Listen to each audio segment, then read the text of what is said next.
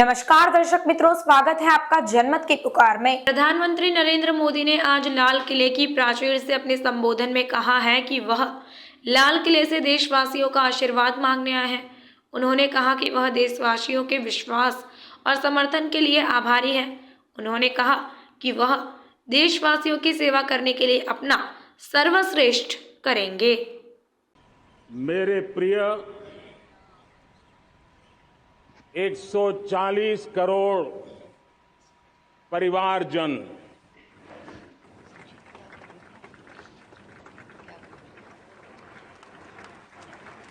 दुनिया का सबसे बड़ा लोकतंत्र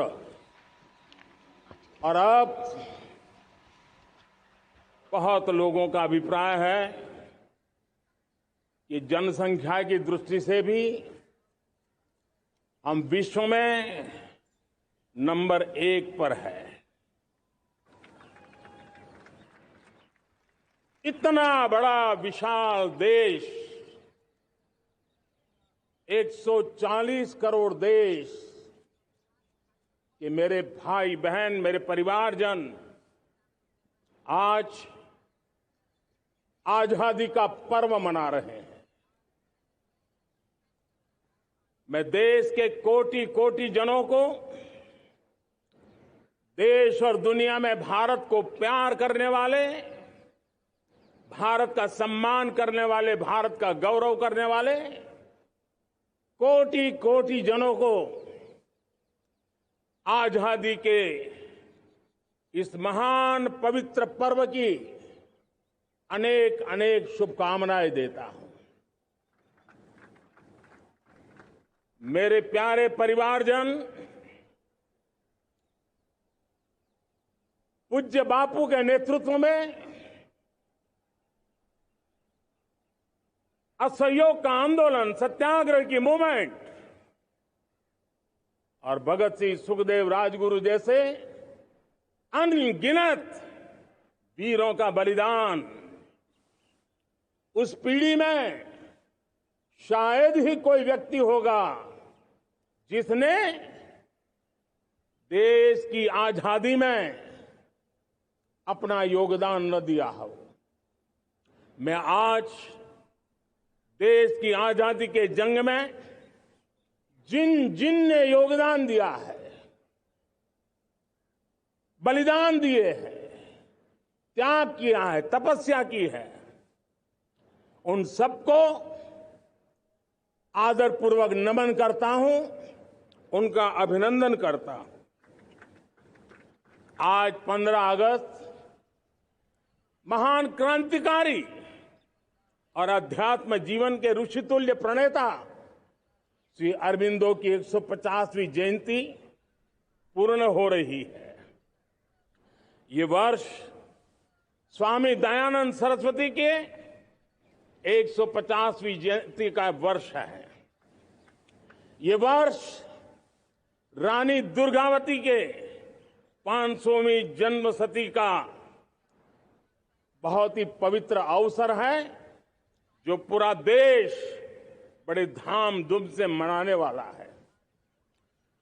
ये वर्ष मीराबाई, भक्ति योग की सिरमौर मीराबाई के 525 वर्ष का भी ये पावन पर्व है।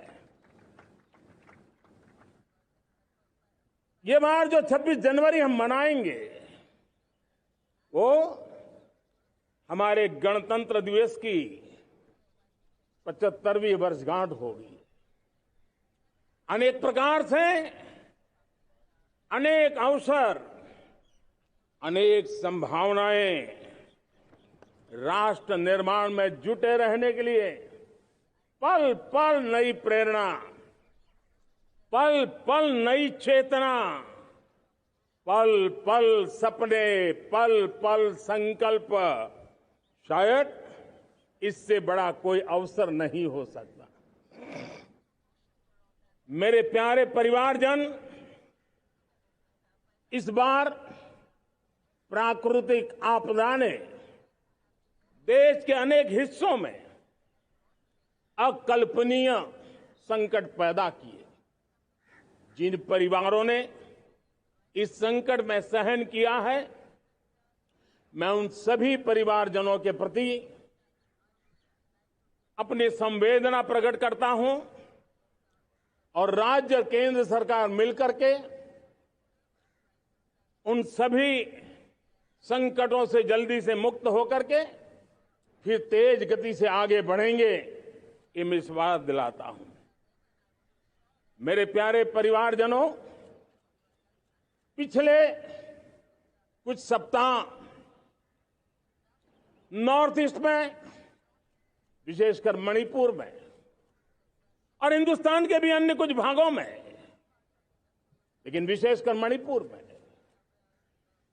जो हिंसा का दौर चला, कई लोगों को अपना जीवन खोना पड़ा, मां बेटियों के सम्मान के साथ खिलवाड़ हुआ। लेकिन कुछ दिनों से लगातार शांति की खबरें आ रही हैं। देश मणिपुर के लोगों के साथ है। देश मणिपुर के लोगों को पिछले कुछ दिनों से जो शांति बनाए रखी है, उस शांति के पर्व को आगे बढ़ाए और शांति से ही समाधान का रास्ता निकलेगा और राज्य और केंद्र सरकार मिलकर के उन समस्याओं के समाधान के लिए भरपूर प्रयास कर रही है, करती रहेगी। मेरे प्यारे परिवारजनों, जब हम इतिहास की तरफ नजर करते हैं तो इतिहास में कुछ पल ऐसे आते हैं जो अपनी अमिट छाप छोड़ करके जाते हैं और उसका प्रभाव सदियों तक रहता है। और कभी कभी शुरुआत में वो बहुत छोटा लगता है, छोटी सी घटना लगती है, लेकिन वो अनेक समस्याओं की जड़ बन जाती है। हमें याद है 1000-1200 साल पहले इस देश पर आक्रमण हुआ।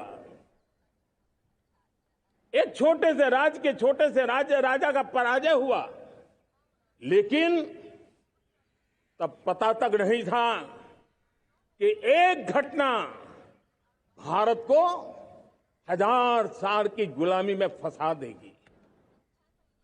और हम गुलामी में जकड़ते गए, जो आया लूटता गया, जो जिसका मन चाहा हम पे आके सवार हो गया। कैसा विपरीत काल रहा होगा वो 1000 साल का। मेरे प्यारे परिवारजनों,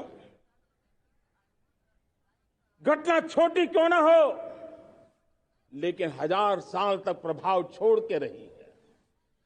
लेकिन मैं आज इस बात का जिक्र इसलिए करना चाहता हूं कि भारत के वीरों ने इस कालखंड में कोई भूभाग ऐसा नहीं था, कोई समय ऐसा नहीं था जब उन्होंने देश की आजादी के लौ को जलता न रखा हो, बलिदान की परंपरा न बनाई।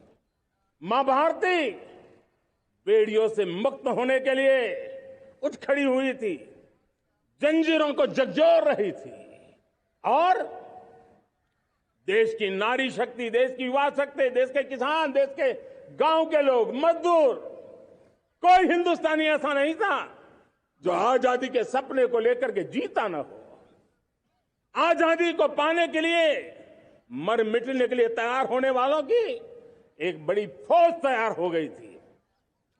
जेलों में जवानी खपाने वाले अनेक महापुरुष हमारे देश की आजादी को, इन गुलामी की बेड़ियों को तोड़ने के लिए लगे हुए थे। मेरे प्यारे परिवारजनों, जनचेतना का वो व्यापक रूप, त्याग और तपस्या का वो व्यापक रूप, जन जन के अंदर एक नए विश्वास जगाने वाला वो पल आखिरकार 1947 में देश आजाद हुआ। 1000 साल की गुलामी में संजोए हुए सपने देशवासी पूरे करते हुए देखे। साथियों, मैं 1000 साल पहले की बात इसलिए कह रहा हूं मैं देख रहा हूं फिर एक बार देश के सामने एक मौका आया है।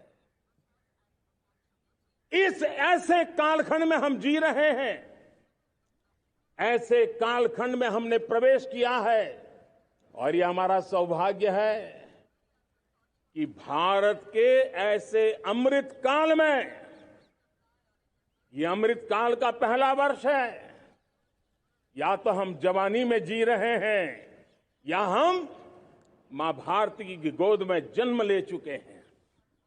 और ये कालखंड, मेरे शब्द लिख करके रखिए मेरे प्यारे परिवारजनों, इस कालखंड में जो हम करेंगे, जो कदम उठाएंगे, जितना त्याग करेंगे, तपस्या करेंगे, सर्वजन हिताय सर्वजन सुखाय, एक के बाद एक फैसले लेंगे, आने वाले 1000 साल का देश का स्वर्णिम इतिहास उससे अंकुरित होने वाला है।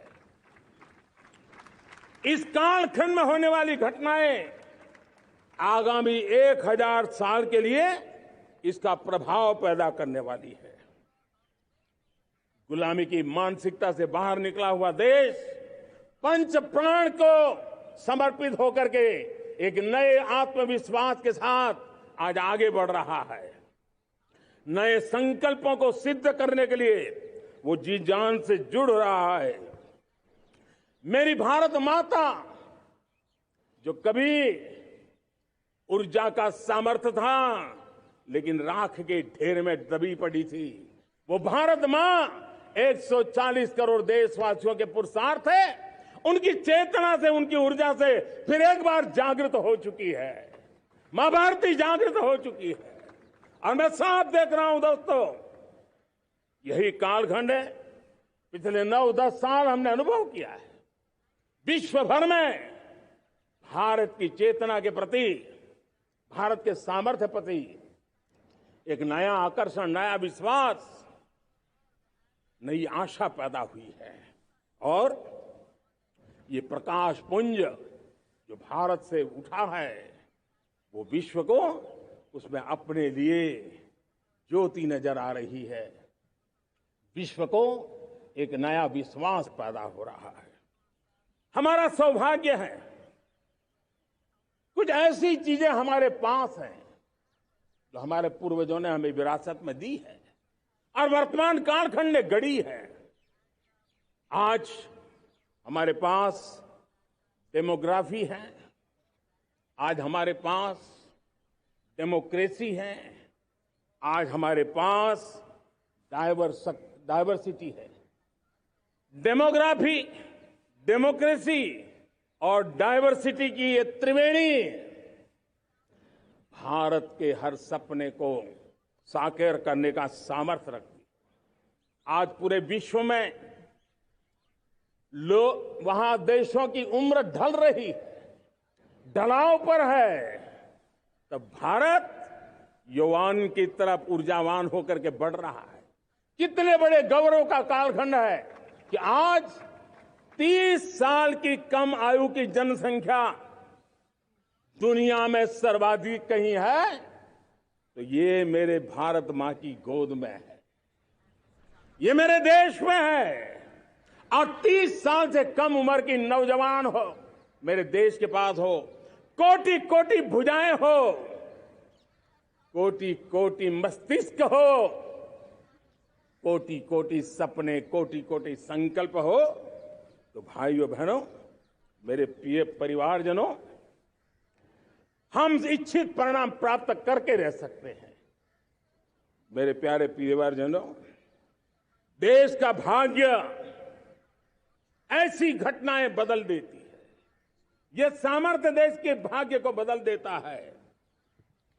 भारत 1000 साल की गुलामी और आने वाले 1000 साल के भव्य भारत के बीच में पड़ाव पर हम खड़े हैं, एक ऐसी संधि पर खड़े हैं और इसलिए अब हमें न रुकना है न दुविधा में जीना है। मेरे प्यारे परिवारजनों,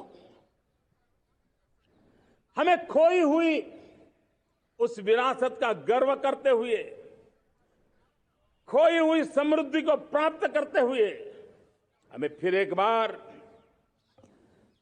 और ये बात मान के चले, हम जो भी करेंगे, हम जो भी कदम उठाएंगे, हम जो भी फैसला लेंगे, वो अगले 1000 साल तक अपनी दिशा निर्धारित करने वाला है, भारत के भाग्य को लिखने वाला है। मैं आज मेरे देश के नौजवानों को, मेरे देश की बेटे बेटियों को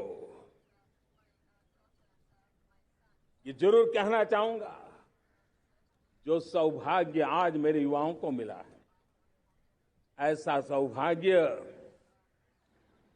शायद ही किसी के नसीब होता है जो आपके नसीब हुआ है, और इसलिए हमें ये गंवाना नहीं है। युवा शक्ति पर मेरा भरोसा है, युवा शक्ति में सामर्थ्य है, और हमारी नीतियां, हमारी रीतियां भी उस युवा सामर्थ्य को और बल देने के लिए है।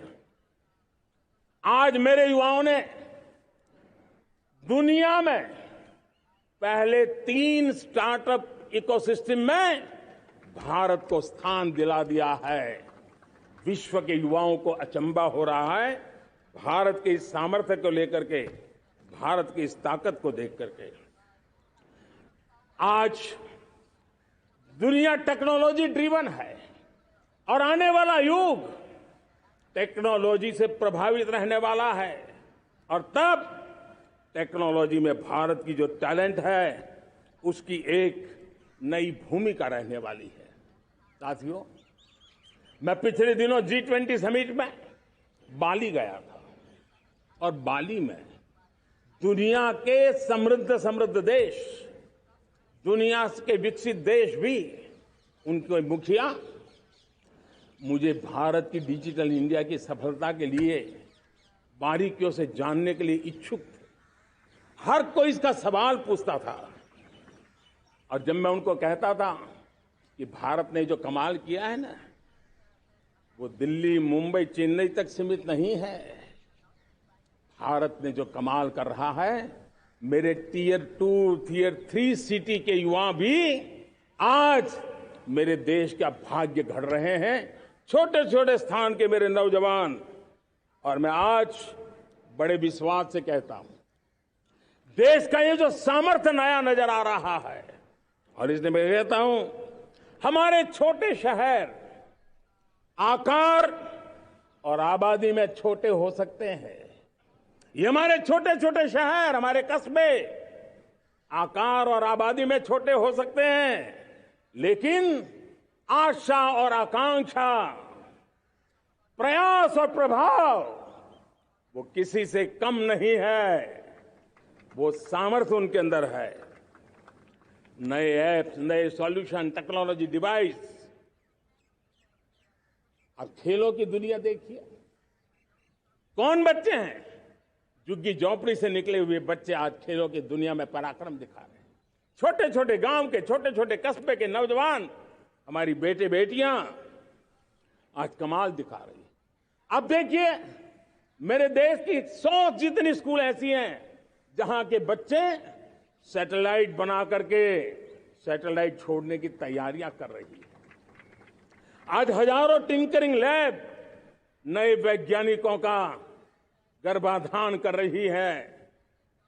आज हजारों टिंकरिंग लैब लाखों बच्चों को साइंस और टेक्नोलॉजी के राह पर आगे बढ़ने के लिए प्रेरणा दे रही है।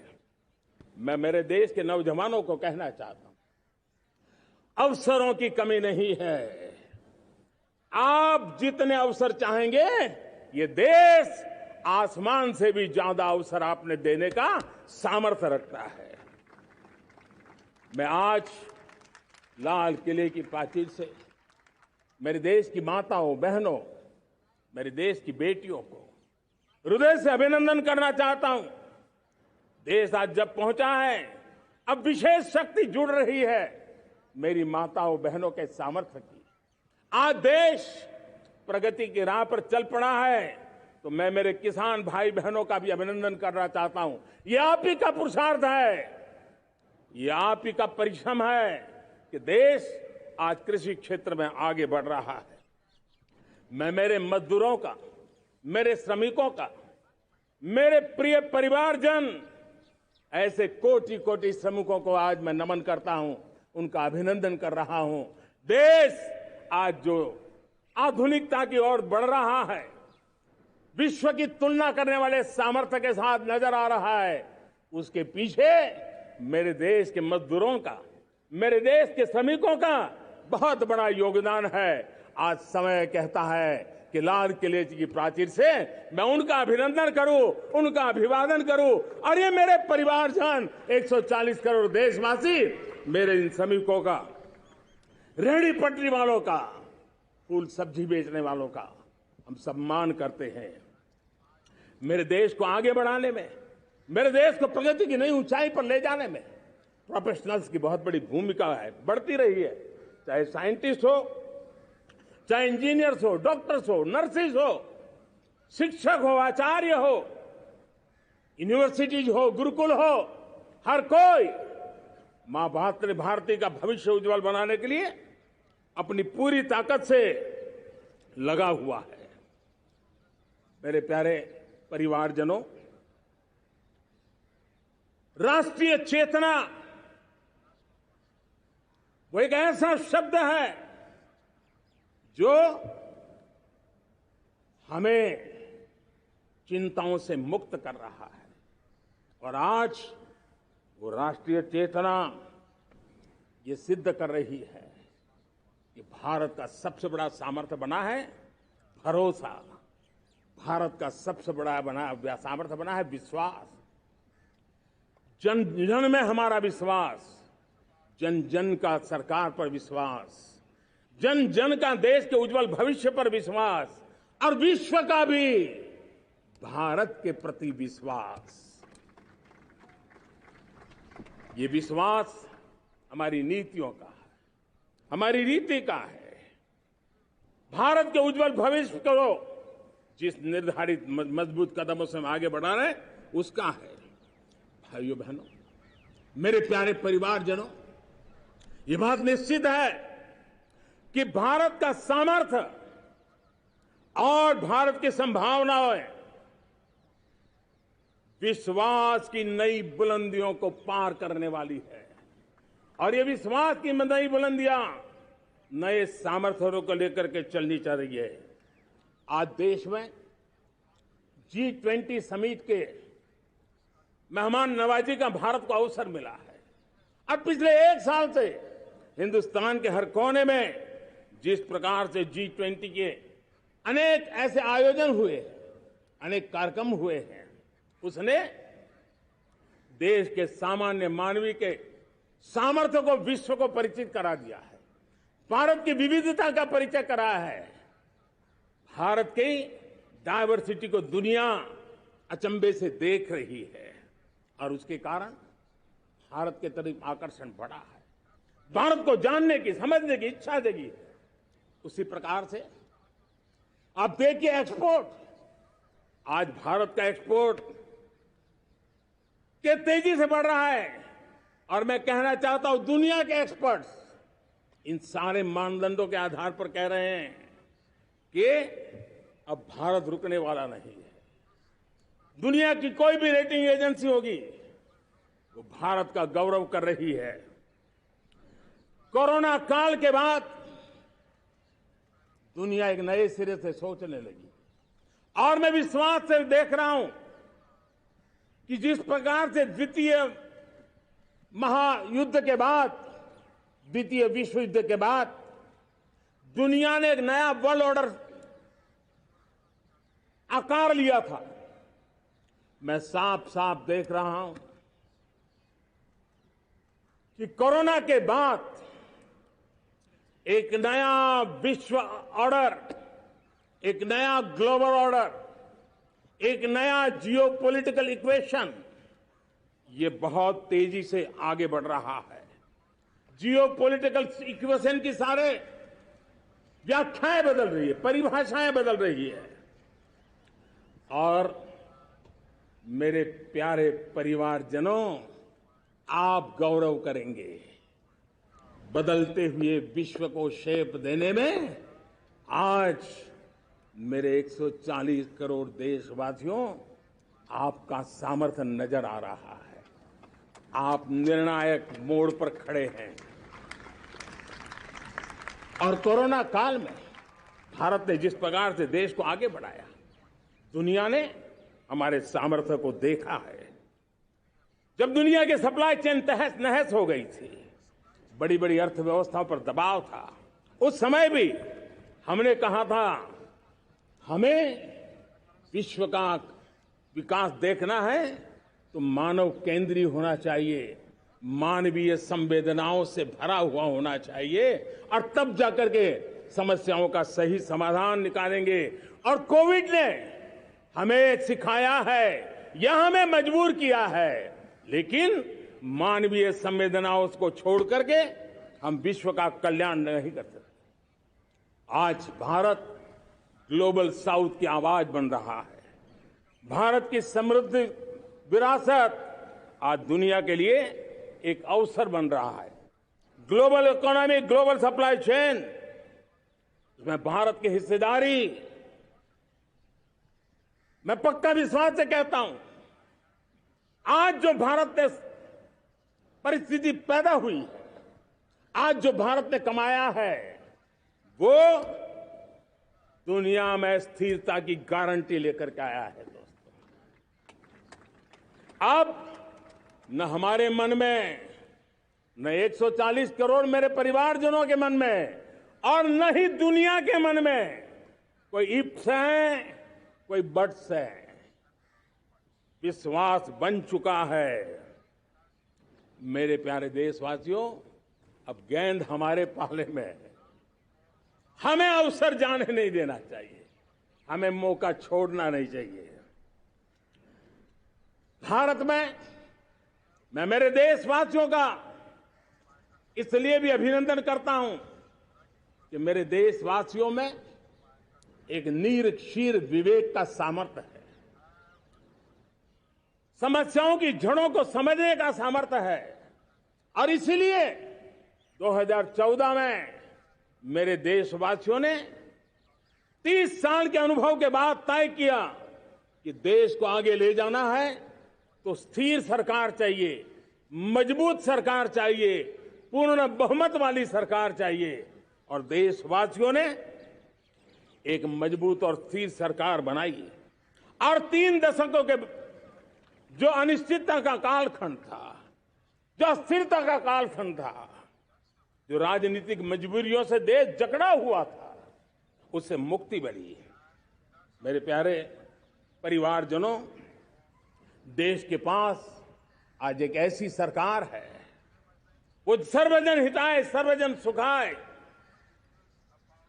देश के संतुलित विकास के लिए समय का पल पल और जनता की पाई पाई, जनता की भलाई के लिए लगा रही है।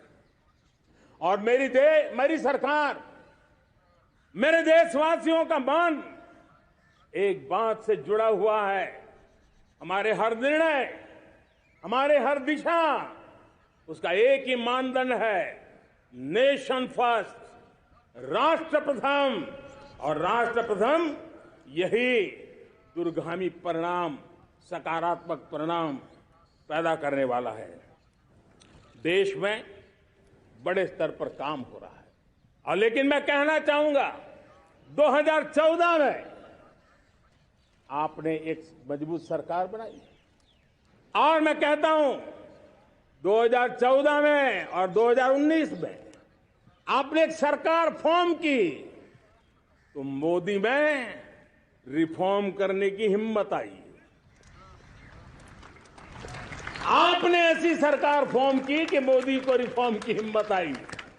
और जब मोदी ने एक के बाद एक रिफॉर्म किए, तो मेरे ब्यूरोक्रेसी के लोग, मेरे लाखों हाथ पैर जो हिंदुस्तान के कोने कोने में सरकार के हिस्से के रूप में काम कर रहे हैं, उन्होंने ब्यूरोक्रेसी ने ट्रांसफॉर्म करने के लिए परफॉर्म करने की जिम्मेवारी बखूबी निभाई और उन्होंने परफॉर्म करके दिखाया और जनता जनार्दन जुड़ गई तो वो ट्रांसफॉर्म होता भी नजर आ रहा है। और इसलिए रिफॉर्म, परफॉर्म, ट्रांसफॉर्म ये कालखंड अब भारत के भविष्य को गढ़ रहा है और हमारी सोच देश की उस ताकतों को बढ़ावा देने पर है जो आने वाले 1000 साल की नींव को मजबूत करने वाले। दुनिया को युवा शक्ति की जरूरत है, युवा स्किल की जरूरत है।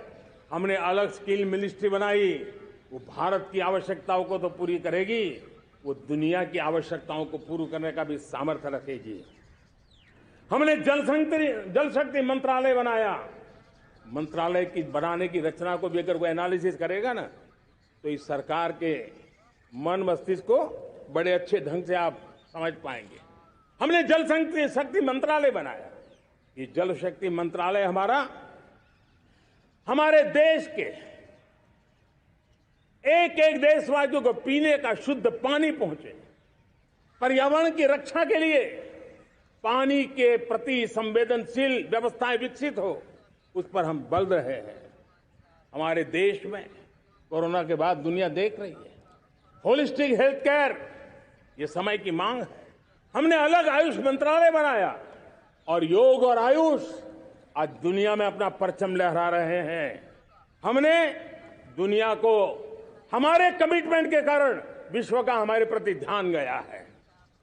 अगर हम ही हमारे इस सामर्थ्य को नकार देंगे तो फिर दुनिया कैसे स्वीकार करेगी। लेकिन जब मंत्रालय बना तो दुनिया को भी उसका मूल्य समझ में आया। मत्स्य पालन, हमारा इतना बड़ा समुद्री तट, हमारे कोटि कोटि मछुआरे भाई बहन, उनका कल्याण भी हमारे दिलों में है। और इसलिए हमने अलग से मत्स्य पालन को लेकर के, पशुपालन को लेकर के, डेयरी को लेकर के अलग मंत्रालय की रचना की, ताकि समाज के जिस वर्ग के लोग पीछे रह गए उनको हम साथ लें। देश में सरकारी अर्थव्यवस्था के हिस्से होते हैं, लेकिन समाज की अर्थव्यवस्था का एक बड़ा हिस्सा है कोऑपरेटिव मूवमेंट।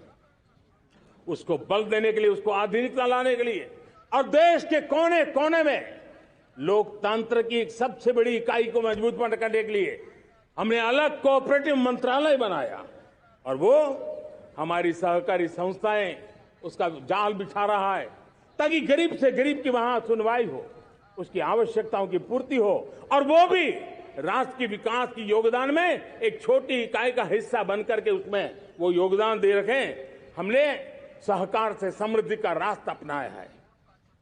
मेरे प्यारे परिवारजनों, जब हम लोग 14 में आए थे तो हम वैश्विक अर्थव्यवस्था में 10वें नंबर पर थे और आज 140 करोड़ देशवासियों का पुरुषार्थ रंग लाया है कि हम विश्व की अर्थव्यवस्था में 5वें नंबर पर पहुंच चुके हैं। और ये ऐसे ही नहीं हुआ है। जो एक भ्रष्टाचार का राक्षस देश को दबोचे हुए थे, लाखों करोड़ के घोटाले अर्थव्यवस्था को डामाडोल कर रहे थे, गवर्नेंस फ्रेजाइल फाइल में देश की पहचान होने लगी थी, लीकेजेस को हमने बंद किया, मजबूत अर्थव्यवस्था बनाई, हमने गरीब कल्याण के लिए ज्यादा से ज्यादा धन खर्चने का प्रयास किया। और आज मैं देशवासियों को बताना चाहता हूं कि जब देश आर्थिक रूप से समृद्ध होता है तो सिर्फ तिजोरी नहीं बढ़ती है,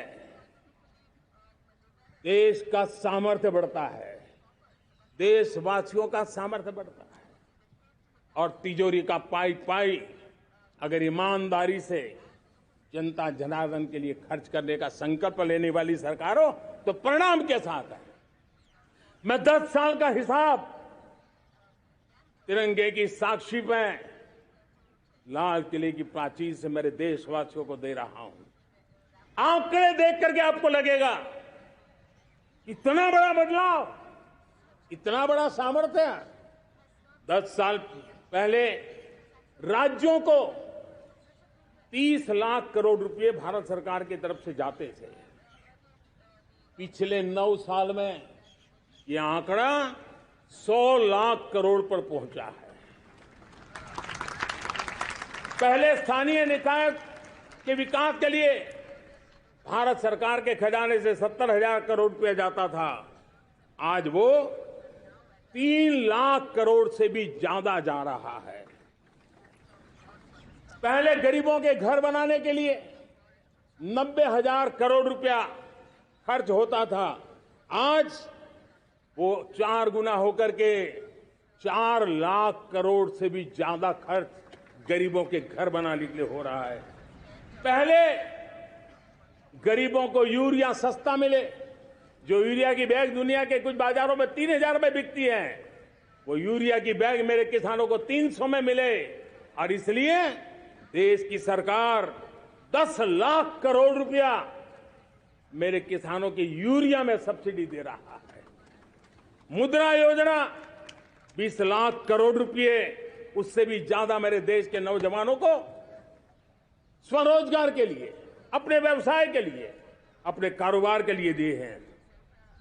8 करोड़ लोगों ने नया कारोबार शुरू किया है।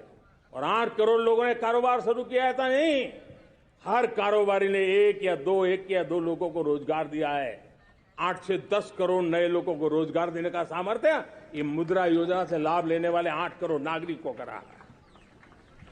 एमएसएमईज को करीब 3.5 लाख करोड़ रुपए की मदद से कोरोना के संकट में भी उनको डूबने नहीं दिया, मरने नहीं दिया, उनको एक ताकत दी है। 1 रैंक 1 पेंशन मेरे देश के सेना के जवानों का एक सम्मान का विषय था। 70,000 करोड़ रुपया भारत की तिजोरी से आज पहुंचा है, मेरे निवृत्त सेना के नायकों के जेब में, उनके परिवार में पहुंचा है। सभी कैटेगरी में, मैंने तो कुछ ही गिनाए, मैं ज्यादा समय लेना नहीं चाहता। हर कैटेगरी में पहले की तुलना में अनेक गुना धन देश के विकास के लिए, कोने कोने में रोजगार पैदा करने के लिए, पाई पाई का उपयोग भारत का भाग्य बदलने के लिए हो, और इसलिए हमने काम किया है। और मेरे प्यारे प्रियजनों, इतना ही नहीं, हमने इन सारे प्रयासों का परिणाम है कि आज 5 साल के मेरे एक कार्यकाल में, 5 साल के कार्यकाल में, 5 साल में 13.5 करोड़ मेरे गरीब भाई बहन गरीबी की जंजीरों को तोड़ करके नियो मिडिल क्लास के रूप में बाहर आए हैं। जीवन का इससे बड़ा कोई संतोष नहीं होता।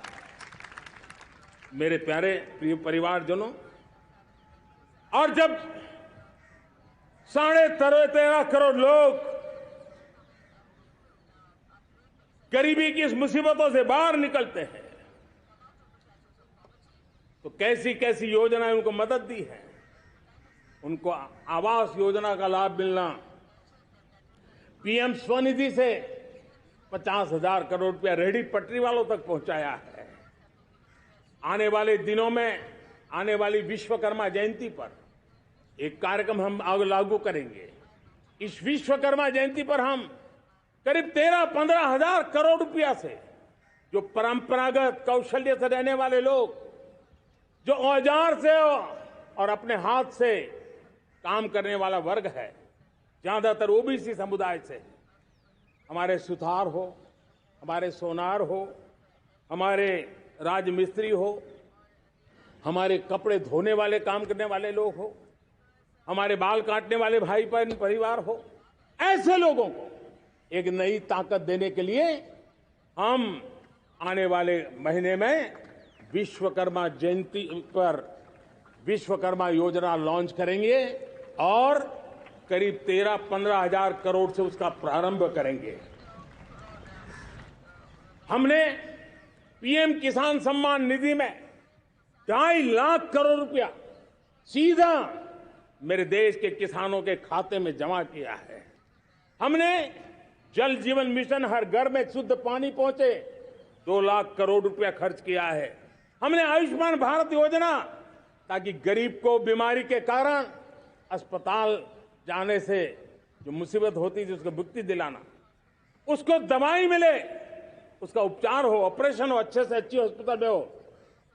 आयुष्मान भारत योजना के तहत 70,000 करोड़ रुपए हमने लगाए हैं।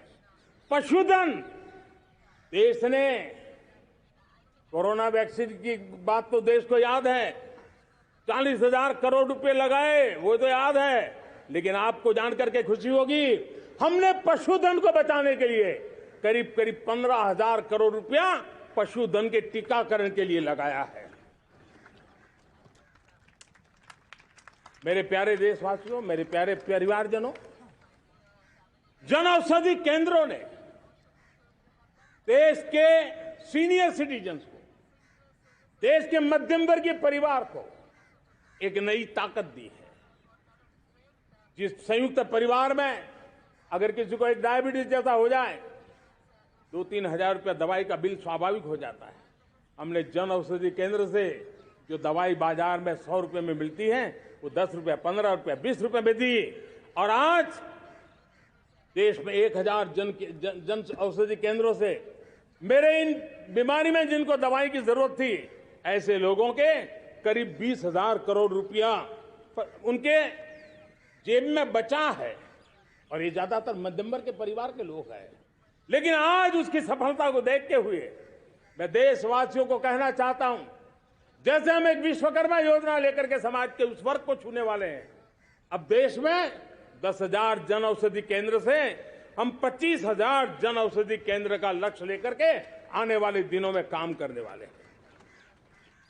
मेरे प्यारे परिवारजनों, जब देश में गरीबी कम होती है तो देश की मध्यम वर्ग की ताकत बहुत बढ़ती है। और अगर दुनिया में, और मैं आपको विश्वास दिलाता हूं, आने वाले 5 साल में मोदी का गारंटी है, देश पहले 3 वैश्विक इकोनॉमी में अपना जगह ले लेगा। ये पक्का जगह ले लेगा। आज जो 13.5 करोड़ गरीबी से बाहर आए हुए लोग हैं, वो एक प्रकार से मध्यम वर्ग की ताकत बन जाते हैं। जब गरीब की खरीद शक्ति बढ़ती है तो मध्यम वर्ग की व्यापार शक्ति बढ़ती है। जब गांव की खरीद शक्ति बढ़ती है तब कस्बे और शहर की आर्थिक व्यवस्था और तेज गति से दौड़ती है। और यही इंटरकनेक्टेड हमारा अर्थचक्र होता है। हम उसको बल लेकर के आगे चलना चाहते हैं। मेरे प्यारे परिवारजनों, शहर के अंदर जो कमजोर लोग रहते हैं, बिना घर को मुसीबत रहती है, मध्यम वर्ग के परिवार अपना खुद का घर का सपना देख रहे हैं, हम उसके लिए भी आने वाले कुछ सालों के लिए एक योजना लेकर के आ रहे हैं। और जिसमें ऐसे मेरे परिवारजन जो शहरों में अपना घर, शहरों में रहते हैं लेकिन किराए के मकान पे रहते हैं, झुग्गी झोपड़ी में रहते हैं, चाल में रहते हैं, अनऑथोराइज कॉलोनीज में रहते हैं, ऐसे मेरे परिवारजन अगर अपना मकान बनाना चाहते हैं तो बैंक से जो लोन मिलेगा उसके ब्याज के अंदर राहत देकर के लाखों रुपयों की मदद करने का हमने निर्णय किया है। मेरे मध्यम वर्ग के परिवार को जब 2 लाख से 7 लाख इनकम टैक्स की सीमा बढ़ जाती है तो सबसे बड़ा लाभ सैलरी क्लास को होता है, मेरे मध्यम वर्ग को होता है। इंटरनेट का डेटा बहुत महंगा था 2014 के पहले, आज दुनिया का सबसे सस्ता इंटरनेट का डेटा का खर्चा हो रहा है। हर परिवार के पैसे बच रहे हैं। मेरे प्यारे परिवारजनों, विश्व कोरोना के बाद अभी तक उभर नहीं पाया है। युद्ध ने फिर एक नई मुसीबत पैदा की है। आज दुनिया महंगाई के संकट से जूझ रही है। पूरी दुनिया की अर्थव्यवस्था को महंगाई ने दबोच के रखा है। हम भी दुनिया से जिन सामान की जरूरत होती है लाते हैं, तो हमें सामान तो इंपोर्ट करते हैं। हमारा दुर्भाग्य है कि हमें महंगाई भी इंपोर्ट करनी पड़ती है, क्योंकि पूरी दुनिया को महंगाई ने जकड़ के रखा है। लेकिन मेरे प्यारे परिवारजनों, भारत ने महंगाई को नियंत्रित रखने के लिए भरसक प्रयास किए हैं। पिछले कालखंड की तुलना में हमें कुछ सफलता भी मिली है, लेकिन इतने से संतोष नहीं मान सकते। दुनिया से हमारी चीजें अच्छी है, इतने बात से हम सोच नहीं सकते। मुझे तो मेरे देशवासियों को महंगाई की बोझ कम से कम हो, इस दिशा में और भी कदम उठाने हैं और हम उस कदम को उठा के रहेंगे। मेरा प्रयास निरंतर जारी रहेगा। मेरे प्यारे परिवारजनों, आज देश अनेक क्षमताओं को लेकर के आगे बढ़ रहा है। देश आधुनिकता की तरफ आगे बढ़ने के लिए काम कर रहा है। आज देश रिन्यूएबल एनर्जी पे काम कर रहा है। आज देश ग्रीन हाइड्रोजन पे काम कर रहा है। देश की स्पेस पे क्षमता बढ़ रही है, तो देश की डीप सी मिशन में भी सफलता के साथ आगे चल रहा है। देश में रेल आधुनिक हो रही है, तो वंदे भारत बुलेट ट्रेन भी आज देश के अंदर काम कर रही है।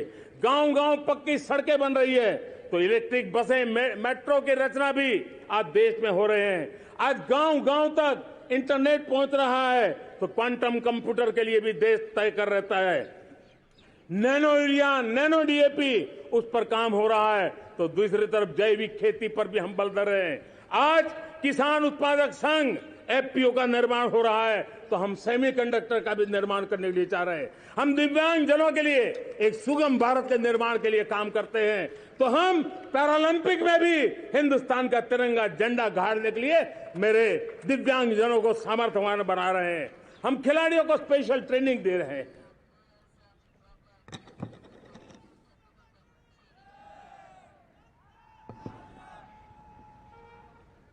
आज भारत पुरानी सोच, पुराने ढर्रे को छोड़ करके लक्ष्यों को तय करके लक्ष्यों को प्राप्त करने की जरूरत से चल रहा है। और जब मैं कहता हूं ना कि जिसका शिलान्यास हमारी सरकार करती है, उसका उद्घाटन भी हमारे कालखंड में करते हैं।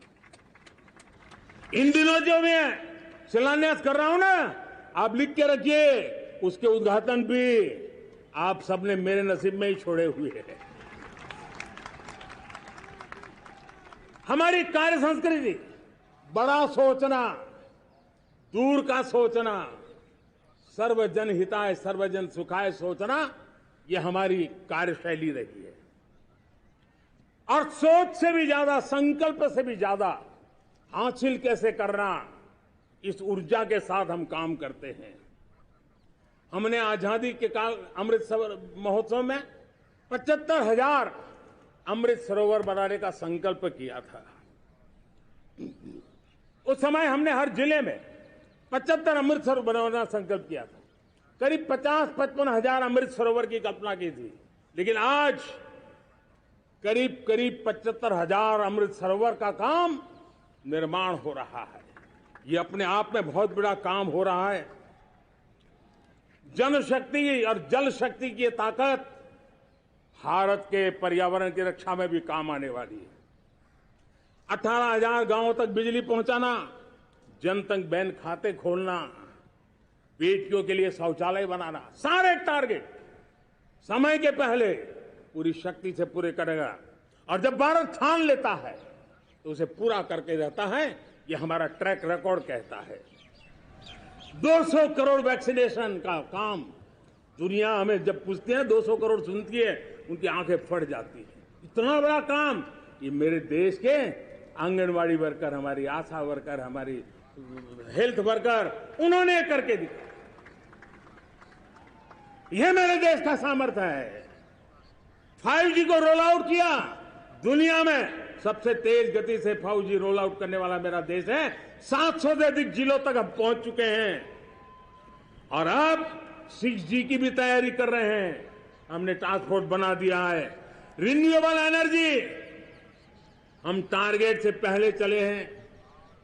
हमने रिन्यूएबल एनर्जी 2030 का जो टारगेट तय किया था, 21-22 में इसको पूरा कर दिया। हमने इथेनॉल में 20% ब्लेंडिंग की बात कही थी, वो भी हमने समय से 5 साल पहले पूरा कर दिया। हमने $500 बिलियन के एक्सपोर्ट की बात की थी, वो भी समय के पहले $500 बिलियन से ज्यादा कर दिया। हमने तय किया, जो हमारे देश में 25 साल से चर्चा हो रही थी कि देश में नई संसद बने। पार्लियामेंट का कोई सत्र ऐसा नहीं था नई संसद के। ये मोदी है, समय के पहले नई संसद बना करके रख दिया। मेरे प्यारे भाई बहनों, ये काम करने वाली सरकार है, निर्धारित लक्ष्यों को पार करने वाली सरकार है। ये नया भारत है, ये आत्मविश्वास से भरा हुआ भारत है, ये संकल्पों को चरितार्थ करने के लिए जी जान से जुटा हुआ भारत है। और इसलिए ये भारत न रुकता है, ये भारत न थकता है, ये भारत न हाँफता है और न ही ये भारत हारता है। और इसलिए मेरे प्यारे परिवारजनों, आर्थिक शक्ति बढ़ी है तो हमारी सामरिक शक्ति को भी एक नई ताकत मिली है। हमारी सीमाएं पहले से अधिक सुरक्षित हुई है और मेरे सीमा पर बैठे हुए मेरे जवान जो देश की सीमाओं की रक्षा कर रहे हैं और मेरे देश की आंतरिक सुरक्षा के संभालने वाले यूनिफॉर्म फोर्सेस, मैं आजादी के इस पावन पर्व पर उनको भी अनेक अनेक बधाई देते हुए मेरी बात को आगे बढ़ाता हूं। सेना का अधिकरण हो, हमारी सेना युवा बने, हमारी सेना बैटल के लिए रेडी, युद्ध योग्य बने, इसलिए निरंतर रिफॉर्म का काम आज हमारी सेना में हो रहा है। मेरे प्यारे परिवारजनों, आए दिन हम लोग सुना करते थे, यहां बम धमाका हुआ, वहां बम धमाका हुआ, हर जगह पे लिखा हुआ रहता था कि इस बैग को मत छूना, अनाउंसमेंट होते रहते थे। आज देश सुरक्षा की अनुभूति कर रहा है और जब सुरक्षा होती है, शांति होती है, तो प्रगति के नए अरमान हम पूरे कर सकते हैं। उसको लिए सीरियल बम धमाके का जमाना बीती हुई बात हो गई है। निर्दोषों के जो मौत होते थे वो बीते हुए कल की बात हो गई है। आज देश में आतंकी हमलों में भारी कमी आई है। नक्सल प्रभावित क्षेत्रों में भी बहुत बड़ा बदलाव आया है, बहुत बड़ा परिवर्तन का एक वातावरण बना है। मेरे प्यारे परिवारजनों, प्रगति के हर चीज में, लेकिन जब 2047 हम एक विकसित भारत का सपना लेकर के चल रहे हैं तब, और वो सपना नहीं 140 करोड़ देशवासियों का संकल्प है और उस संकल्प को सिद्ध करने के लिए परिश्रम की पराकाष्ठा भी है। और उसकी सबसे बड़ी ताकत होती है वो राष्ट्रीय चरित्र होता है। दुनिया में जिन जिन देशों ने प्रगति की है, दुनिया में जो जो देश संकटों से वो पार करके निकले हैं, उसमें हर चीज के साथ साथ एक महत्वपूर्ण कैटलिक एजेंट रहा है, वो राष्ट्रीय चरित्र रहा है। और हमें राष्ट्रीय चरित्र के लिए और बल देते हुए हमें आगे बढ़ना होगा। हमारा देश, हमारा राष्ट्रीय चरित्र ओजस्वी हो, तेजस्वी हो, पुरुषार्थी हो, पराक्रमी हो, प्रखर हो, ये हम सबका सामूहिक दायित्व है। और आने वाले 25 साल हम एक ही मंत्र को लेकर चले, ये हमारे राष्ट्रीय चरित्र के सिरमौर होना चाहिए।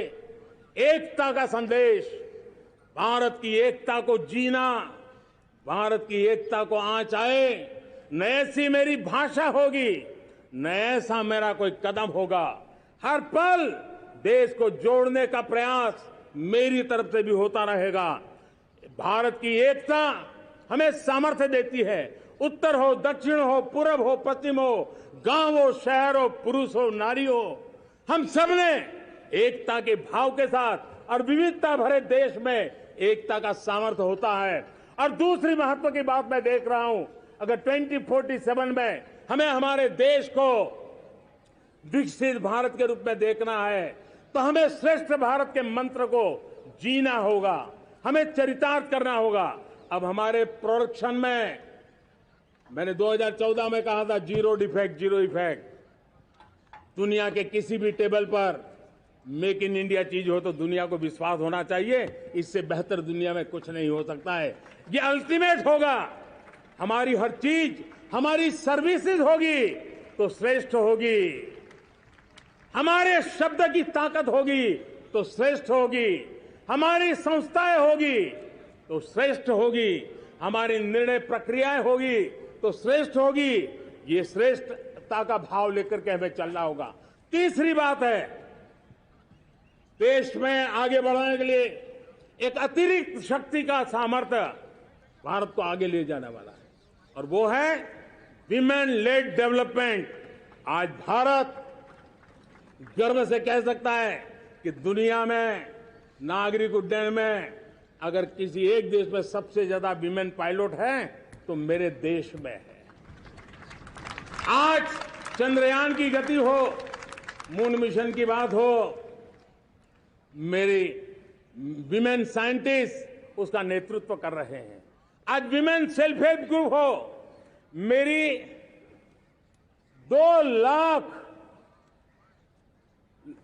2 करोड़ लखपति दीदी का लक्ष्य लेकर के आज विमेन सेल्फ हेल्प ग्रुप पे हम काम कर रहे हैं।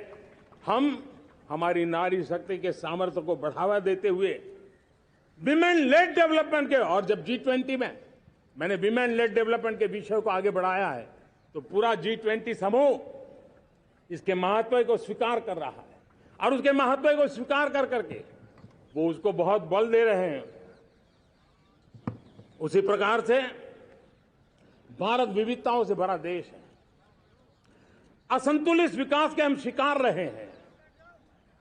मेरा पराया का के कारण हमारे देश के कुछ हिस्से उसके शिकार रहे हैं।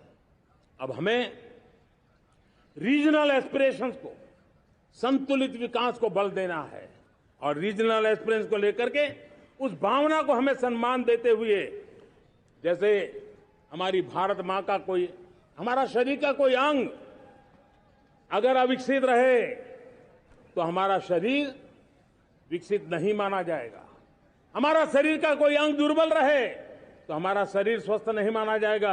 वैसे ही मेरी भारत माता, उसका कोई एक भूभाग भी, समाज का कोई तबका भी अगर दुर्बल रहे तो मेरी भारत माता समर्थ है, स्वस्थ है, ऐसा बैठ करके हम नहीं बैठ सकते। और इसलिए रीजनल एस्पिरेशंस को हमने एड्रेस करने की आवश्यकता है, और इसलिए हम समाज का सर्वांगीण विकास हो, सर्वस्पर्शी विकास हो, भूभाग के हर क्षेत्र को उसकी अपनी ताकत को खिलने का अवसर मिले, उस दिशा में आगे बढ़ना चाहते हैं। मेरे प्यारे परिवारजनों, भारत एक मदर ऑफ डेमोक्रेसी है। भारत मॉडल ऑफ डाइवर्सिटी भी है। भाषाएं अनेक हैं, बोलियां अनेक हैं, परिधान अनेक है, विविधताएं बहुत है। हमने उन सारे लोगों को आधार पर आगे बढ़ना है। मेरे प्यारे परिवारजनों, देश के जब मैं एकता की बात करता हूं, तब अगर घटना मणिपुर में होती है तो पीड़ा महाराष्ट्र में होती है, अगर बाढ़ आसाम में आती है तो बेचैन केरला हो जाता है। हिंदुस्तान के किसी भी हिस्से में कुछ भी हो, हम एक अंगांगी भाव की अनुभूति करते हैं। मेरे देश की बेटियों पर जुल्म न हो, यह हमारा सामाजिक भी दायित्व है, यह हमारा पारिवारिक दायित्व भी है, और ये देश के नाते हम सबका दायित्व है। आज जब अफगानिस्तान से गुरु ग्रंथ साहब के स्वरूप को लाते हैं तो पूरा देश गौरव की अनुभूति करता है। जब आज दुनिया के किसी देश में कोविड के काल में मेरा कोई सिख भाई लंगर लगाता है, भूखों को खिलाता है और दुनिया में वाहवाही होती है, तो हिंदुस्तान का सीना चौड़ा हो जाता है।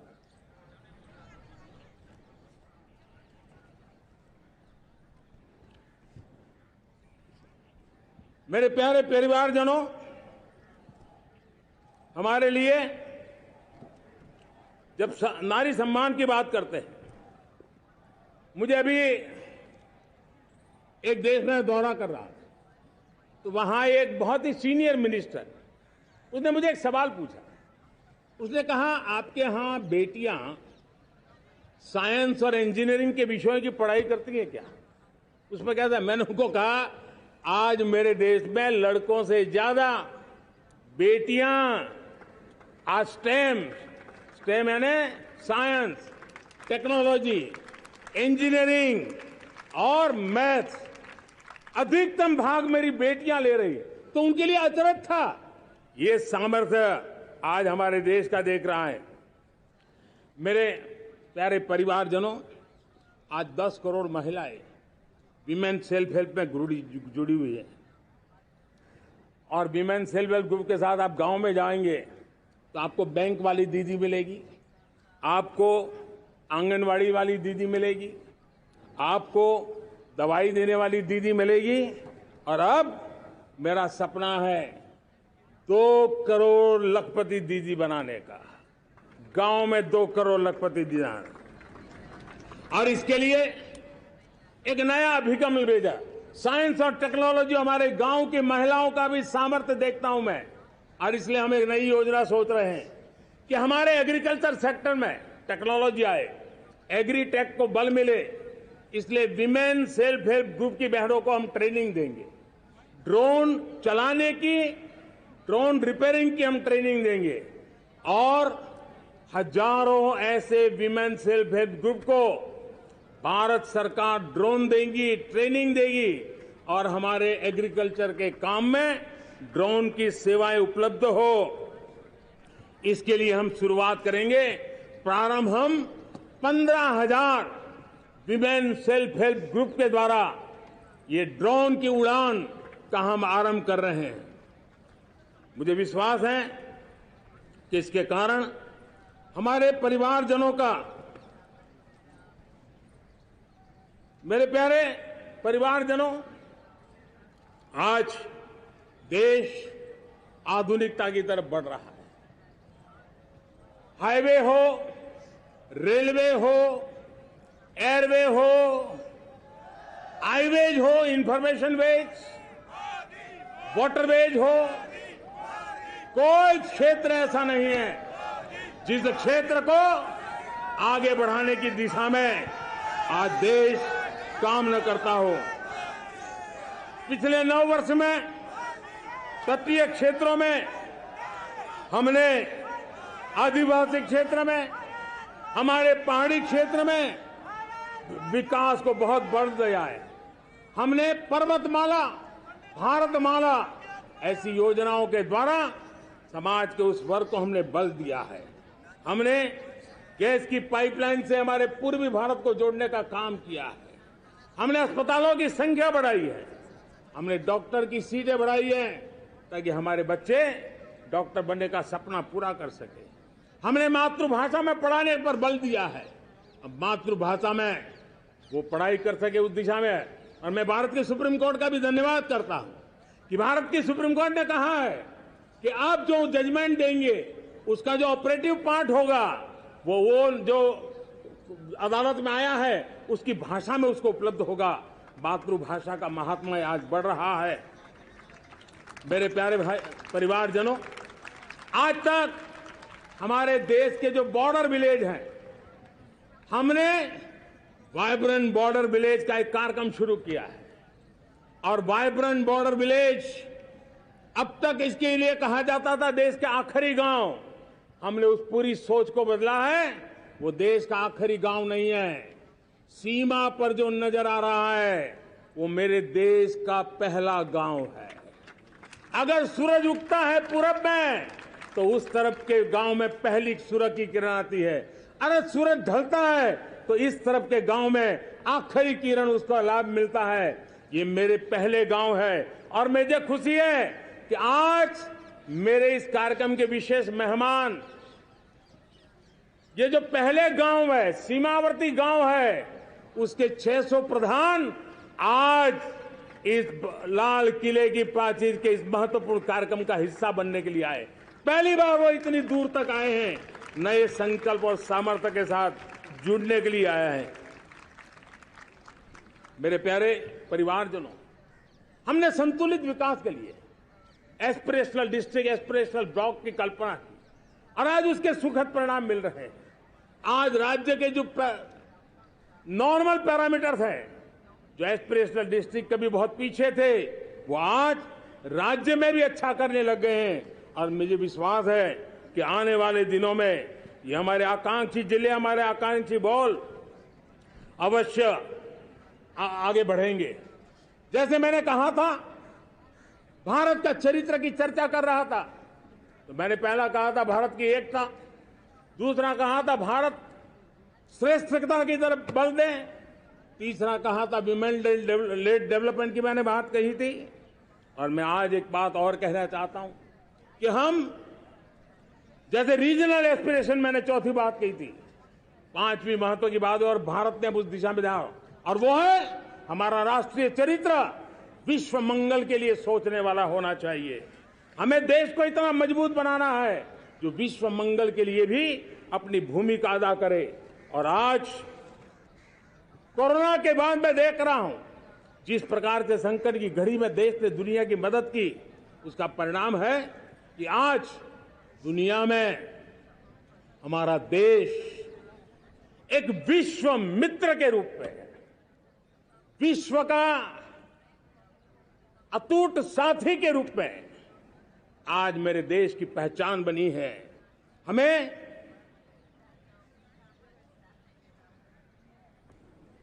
जब विश्व मंगल की बात करते हैं तब भारत का मूलभूत विचार है, उस विचार को हम आगे बढ़ाने लोग हैं। और मुझे खुशी है कि आज अमेरिकी संसद के भी कई चुने हुए गणमान्य प्रतिनिधि भी आज हमारे 15 अगस्त के इस अवसर में हमारे बीच में मौजूद है। भारत की सोच कैसी है, हम विश्व मंगल की बात को कैसे आगे बढ़ाते हैं। अब देखिए, हम जब सोचते हैं तो क्या कहते हैं, हमने दुनिया के सामने ये दर्शन रखा है और दुनिया उस दर्शन को लेकर के हमारे साथ जुड़ रही है। हमने कहा one sun, one world, one grid. Renewable energy के क्षेत्र में एक बहुत बड़ा हमारा स्टेटमेंट है, आज दुनिया उसको स्वीकार कर रही है। कोविड के बाद हमने दुनिया को कहा हमारा अप्रोच होना चाहिए वन अर्थ, वन हेल्थ। समस्याओं का समाधान तभी होगा जब मानव को, पशु को, पौधे को बीमारी के संबंध में समान रूप से एड्रेस किया जाएगा, तब जाकर के हम करेंगे। हमने G20 समिट के लिए दुनिया के सामने कहा है one world, one family, one future. इस सोच को लेकर के चल रहे हैं। हमने क्लाइमेट को लेकर के दुनिया जो संकट से जूझ रही है, हमने रास्ता दिखाया है, लाइफ मिशन लॉन्च किया है, लाइफस्टाइल फॉर एनवायरमेंट। हमने दुनिया के सामने इंटरनेशनल सोलर अलायंस बनाया और आज दुनिया के कई देश इंटरनेशनल सोलर अलायंस का हिस्सा बन रहे हैं। हमने बायोडायवर्सिटी का महत्व देखते हुए बिग कैट अलायंस की व्यवस्था को हमने आगे बढ़ाया है। हमने प्राकृतिक आपदा के कारण, ग्लोबल वार्मिंग के कारण इंफ्रास्ट्रक्चर का जो नुकसान होता है, उसके लिए दूरगामी व्यवस्थाओं की जरूरत है और इसलिए coalition for disaster resilient infrastructure CDRI एक समाधान के रूप में दुनिया को दिया है। विश्व आज समुद्रों को संघर्ष का केंद्र बना रहा है, तब हमने दुनिया को सागर का प्लेटफॉर्म दिया है जो वैश्विक समुद्री शांति की गारंटी बन सकता है। हमने पारंपरिक चिकित्सा पद्धतियों को बल देते हुए WHO का ग्लोबल लेवल का सेंटर हिंदुस्तान में बनाने की दिशा में काम किया है। हमने योग और आयुष के द्वारा विश्व कल्याण और विश्व के स्वस्थता की दिशा में काम किया है और आज भारत विश्व मंगल की मजबूत नींव डाल रहा है। इस मजबूत नींव को आगे बढ़ाना हम सबका काम है, हम सबकी जिम्मेवारी है। मेरे प्यारे परिवारजनों, सपने अनेक है, संकल्प साफ है, नीतियां स्पष्ट है, नियत के सामने कोई सवाल या निशान नहीं है, लेकिन कुछ सच्चाइयों को हमें स्वीकार करना पड़ेगा और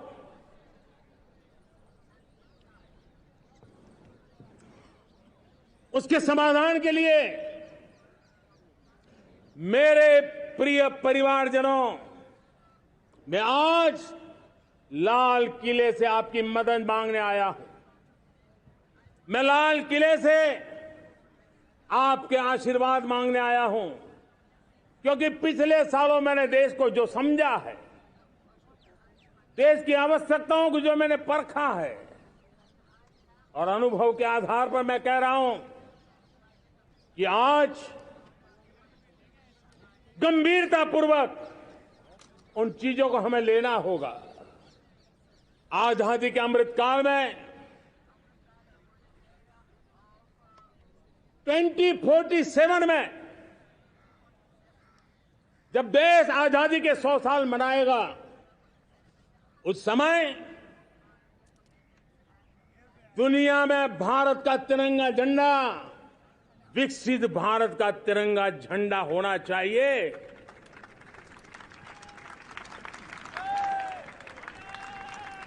रत्ती भर भी हमें रुकना नहीं है, पीछे नहीं हटना है। और इसके लिए शुचिता,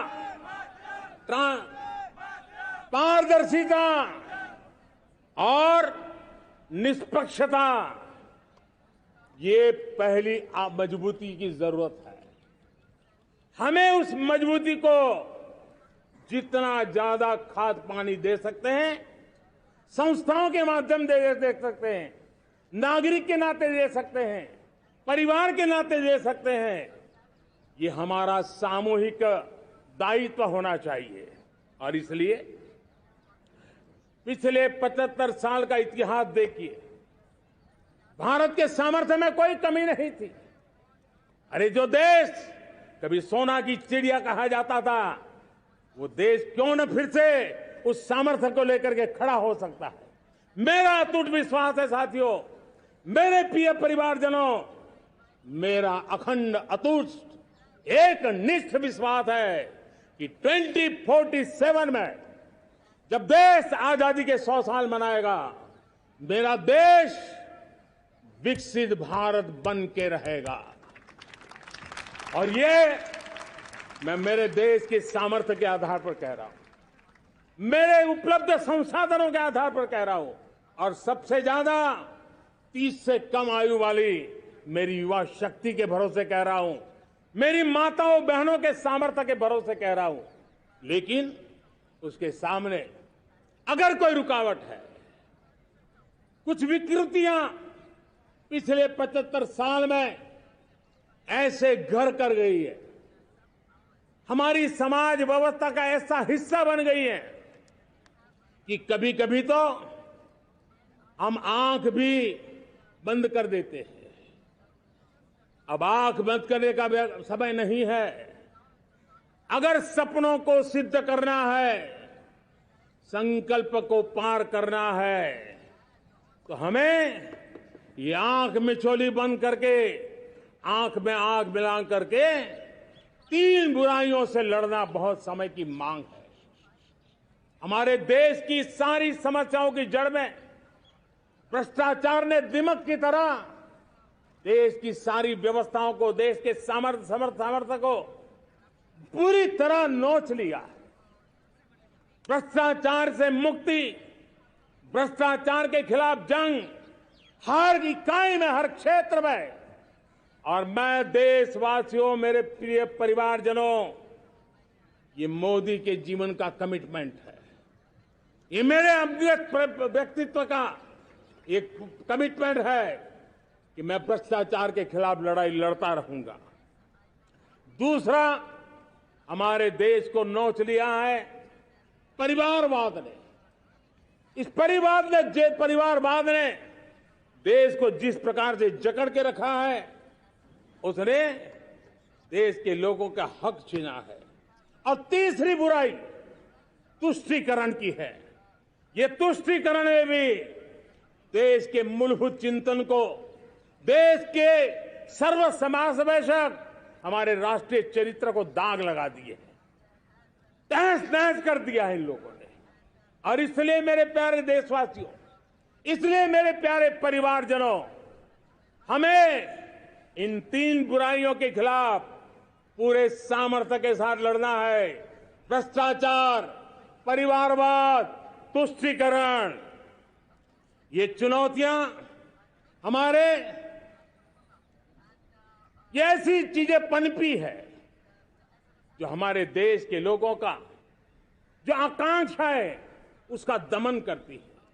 हमारे देश के कुछ लोगों के पास जो छोटा मोटा सामर्थ्य है उसका शोषण करती है। ये ऐसी चीजें हैं जो हमारे लोगों की आशा आकांक्षाओं को सवाल या निशान में गाड़ देती है।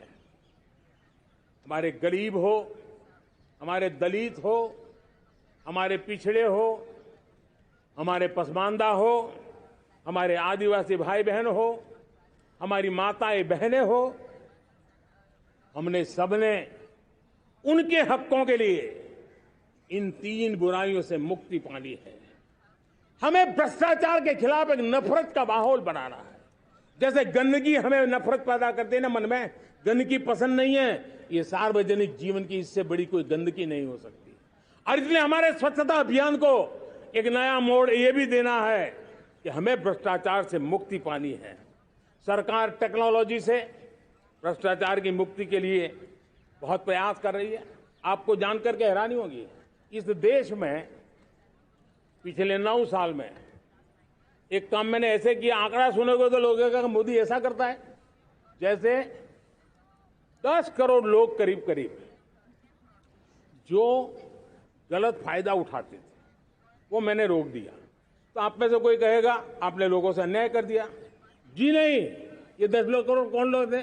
ये 10 करोड़ वो लोग थे जिनका जन्म ही नहीं हुआ था और उनके नाम पर उनके विडो हो जाते थे, वो वृद्ध हो जाते थे, वो दिव्यांग हो जाते थे, फायदे लिए जाते थे। 10 करोड़ ऐसे बेनामी जो चीजें चलती थी उसको रोकने का पवित्र काम, भ्रष्टाचारियों की संपत्ति जो हमने जब्त की है ना, वो पहले की तुलना में 20 गुना ज्यादा की है। मेरे प्यारे परिवारजनों, ये आपकी कमाई का पैसा लोग लेकर के भागे थे, 20 गुना ज्यादा संपत्ति को जब्त करने का। और इसलिए लोगों की मेरे प्रति नाराजगी होना बहुत स्वाभाविक है, लेकिन मुझे भ्रष्टाचार के खिलाफ की लड़ाई को आगे बढ़ाना है। हमारे सरकारी व्यवस्था ने पहले कैमरा के सामने तो कुछ हो जाता था, लेकिन बाद में चीजें अटक जाती थी। हमने पहले की तुलना में कई गुना ज्यादा अदालत में चार्जशीट की है और अब जमानतें भी नहीं मिलती हैं। वैसी पक्की व्यवस्था को लेकर के हम आगे बढ़ रहे हैं, क्योंकि हम ईमानदारी से भ्रष्टाचार के खिलाफ लड़ रहे हैं। आज परिवारवाद और तुष्टीकरण, इसने देश का बहुत बड़ा दुर्भाग्य किया है। अब लोकतंत्र में ये कैसे हो सकता है कि पॉलिटिकल पार्टी, और मैं विशेष बल दे रहा हूं पॉलिटिकल पार्टी, आज मेरे देश के लोकतंत्र में एक ऐसी विकृति आई है जो कभी भारत के लोकतंत्र को मजबूती नहीं दे सकती। और वो क्या है बीमारी? परिवारवादी पार्टियां। और उनका तो मंत्र क्या है? Party of the family, by the family and for the family. इनका तो जीवन मंत्र यही है कि उनकी पॉलिटिकल पार्टी, उनका राजनीतिक दल परिवार का, परिवार के द्वारा और परिवार के लिए, परिवारवाद और भाई भतीजावाद प्रतिभाओं के दुश्मन होते हैं, योग्यता को नकारते हैं, सामर्थ्य को स्वीकार नहीं करते हैं। और इसलिए परिवारवाद इस देश के लोकतंत्र की मजबूती के लिए उसकी मुक्ति जरूरी है। सर्वजन हिताय सर्वजन सुखाय, हर किसी को हक मिले इसलिए, और सामाजिक न्याय के लिए भी ये बहुत। उसी प्रकार से तुष्टीकरण ने सामाजिक न्याय का सबसे बड़ा नुकसान किया। अगर सामाजिक न्याय को तबाह किसने किया है तो ये तुष्टीकरण की सोच, तुष्टीकरण की राजनीति, तुष्टीकरण का सरकारी योजनाओं का तरीका, इसने सामाजिक न्याय को मौत के घाट उतार दिया है। और इसलिए हमें तुष्टीकरण, भ्रष्टाचार, ये विकास का सबसे बड़ा दुश्मन है। अगर देश विकास चाहता है, देश 2047 विकसित भारत का सपना का साकार करना चाहता है, तो हमारे लिए आवश्यक है कि हम किसी भी हालत में देश में भ्रष्टाचार को सहन नहीं करेंगे। इस मूड को लेकर के चलना चाहिए। मेरे प्यारे परिवारजनों, हम सबका एक बहुत बड़ा महत्वपूर्ण दायित्व है।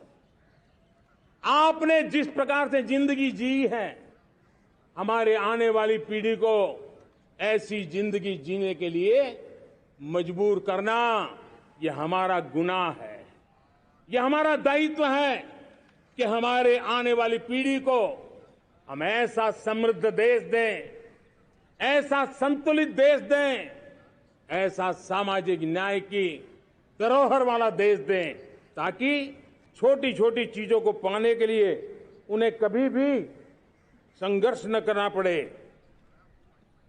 हम सभी का कर्तव्य, हर नागरिक का कर्तव्य है, और ये अमृत काल कर्तव्य काल है।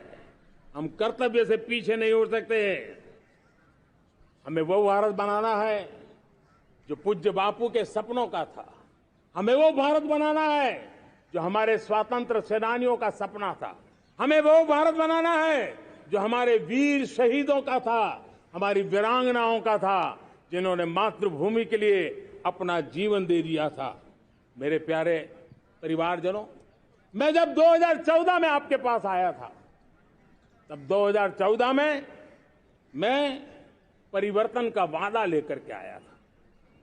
2014 में मैंने आपको वादा किया था, मैं परिवर्तन लाऊंगा, और 140 करोड़ मेरे परिवारजन, आपने मुझ पे भरोसा किया और मैंने विश्वास पूरा करने की कोशिश की। रिफॉर्म, परफॉर्म, ट्रांसफॉर्म, वो 5 साल जो वादा था वो विश्वास में बदल गया, क्योंकि मैंने परिवर्तन का वादा किया था। रिफॉर्म, परफॉर्म, ट्रांसफॉर्म के द्वारा मैंने इस वादे को विश्वास में बदल दिया। कठोर परिश्रम किया है, देश के लिए किया है, शान से किया है, सिर्फ और सिर्फ नेशन फर्स्ट, राष्ट्र सर्वोपरि, इस भाव से किया है। 2019 में परफॉर्मेंस के आधार पर आप सबने मुझे फिर से आशीर्वाद दिया। परिवर्तन का वादा मुझे यहां ले आया, परफॉर्मेंस मुझे दोबारा ले आया, और आने वाले 5 साल अभूतपूर्व विकास के हैं। 2047 के सपने को साकार करने का सबसे बड़ा स्वर्णिम पल आने वाले 5 साल है। और अगली बार 15 अगस्त को इसी लाल किले से मैं आपको देश की उपलब्धियां, आपके सामर्थ्य, आपके संकल्प, उसमें हुई प्रगति, उसकी जो सफलता है, उसके गौरवगान, उससे भी अधिक आत्मविश्वास के सामने, आपके सामने मैं प्रस्तुत करूंगा। मेरे प्यारे प्रियजनों, मेरे परिवारजनों, मैं आप में से आता हूं, मैं आपके बीच से निकला हूं, मैं आपके लिए जीता हूं। अगर मुझे सपना भी आता है तो आपके लिए आता है। अगर मैं पसीना भी बहाता हूं तो आपके लिए बहाता हूं, क्योंकि इसलिए नहीं कि आपने मुझे दायित्व दिया है, मैं इसलिए कर रहा हूं कि आप मेरे परिवारजन हैं, और आपके परिवार के सदस्य के नाते